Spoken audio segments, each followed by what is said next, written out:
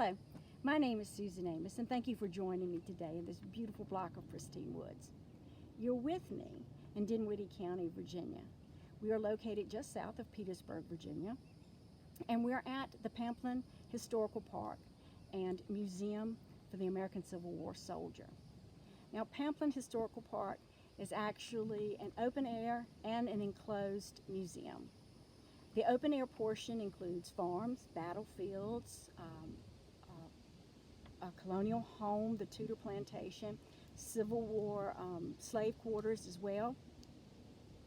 And in a minute, I'm going to explain why I chose this location. So we're talking today about historic landscapes. So what's a historic landscape?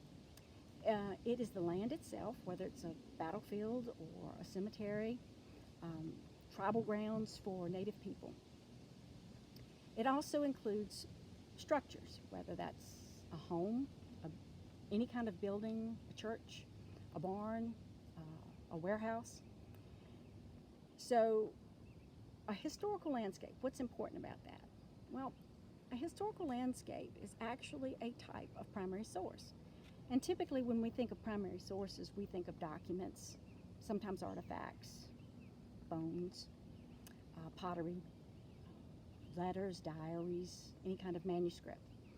But primary sources can also be the actual land itself or the buildings.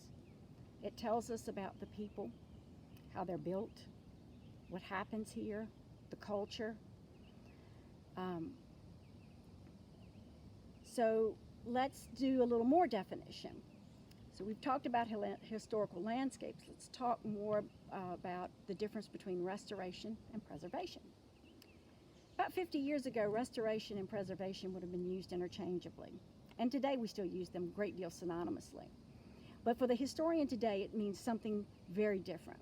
Restoration actually means to restore, to take back to original state.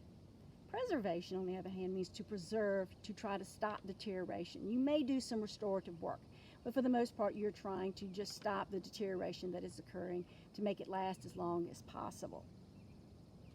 Now, in the articles that we read in week 3, one of the topics of discussion was, what do we save? And that is a very discretionary conversation. More and more, because every day we have a little more history, the topic comes up, why do we save it? Why is it important? Should we save it? Should we let it go? And that comes up for a great deal of argument and debate, which I'm not going to get into today. But it is important to the historian, because what we choose not to save, once it's gone, it's gone. And that was another topic that was discussed in our articles of week 3. So, why do we choose to save this battlefield? Why is it important? Especially this specific battlefield that's at Petersburg. There are several. This one is known as the Breakthrough Battlefield. And it is actually on the National Historic Registry. So you're going to need some context here about what happened. First of all, it doesn't look like a battlefield. There are trees behind us. So let's go back over 150 years. For 15 miles, there would have been no trees, none. They would have all been taken down to make soldiers' quarters, to cook, to keep warm in fires, to actually use in the entrenchments themselves. Behind me, what you see are actually entrenchments and redoubts that were built by the Confederate Army, by Lee's army. Now, in the middle of 1864, Lee's Confederate Army, Army of Northern Virginia, has been pushed into south of Petersburg. They set up here. They dig in. Lee has held out for 9 months. This is known as the Siege of Petersburg. It is the longest siege in any American battle. He manages to stay here almost to the very end of the war. This is known as the Breakthrough Battlefield because Grant's Union Army is able to finally break through the Confederate forces. Lee, at this point, is forced to have to give up. He now is going to head towards Lynchburg, Virginia, which is a supply depot. And of course, we know he doesn't make it. He only makes it as far as Appomattox Courthouse before he surrenders to Grant. Now, why are the trees here? Why don't we just do restoration work and take those trees away? Well, just like with any history, it's not exactly static, and preservation efforts and restoration efforts are always being looked at.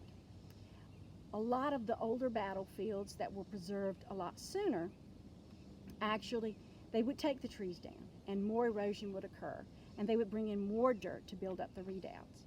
We've learned that it is better to let the growth take place, that the tree roots actually will help preserve these redoubts from eroding much faster. I mean, actually they'll erode slower, and so it slows down that process. So it helps protect them. So these trees, 150 years is pretty young, but it does help preserve this area so that this battlefield can be studied. So why save battlefields? There are hundreds of them. Well, if it was just that you wanted to talk about the social history, it was a battle here, well, you could do that anywhere. But battlefields, we study them and we try to preserve them because they tell us about how the battle was fought, who was actually shooting who and when, how the topography, the lay of the land determined that battle and its outcome. And of course, its outcome is going to determine other events. We could have spent a lot of time saying, well, if this battlefield had been different, would the Union Army have broken through? May or may not, and we'll never be able to answer that question. But it does tell us about the strategies and the tactics that were used at the time that this battle actually occurred. And it helps us understand how the battle outcome. We preserve it so that people can come and experience it. I know for my own self, I have a difficult time reading military battle history, who flanked who was standing by these copse of trees. But when you actually can come to the place, even if the growth has come back, you can actually stand here and you can see and you can begin to understand how it happened, what was occurring, better than if you were just reading about it, better than if you were just seeing a picture alone, actually standing there, understanding it. You can imagine that the soldiers were hearing some of the cicadas like we're hearing right now. So it's important to preserve these areas so that we can continue to study them. Now, I want to point out something else about preservation efforts, and historians, and some of you may be aware of this and some of you are not. Now, this is privately owned. A lot of our national parks and battlefields are owned by the federal government. This property actually was part of the Boise family, and actually when it came up for sale, the American Battlefield Trust, which is an organization that saves battlefields, notified the descendants, which is the Pamplin family. So Dr. Robert Pamplin Jr. actually purchased this property, and he made a decision to actually set up the museum and the open air park. And we're thankful that he did, because it tells us so much about our past. But also it's important to realize that as historians, funding is always important.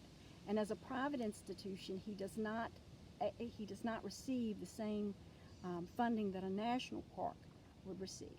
So it's important to have volunteers. It's important to find creative ways to help support these areas. It takes you and me to come out and visit these areas to support them and to help preserve them. So I appreciate that you joined me today in the park, and I hope that you've learned a little something about historic preservations and the importance of battlefields. And I look forward to your comments and questions.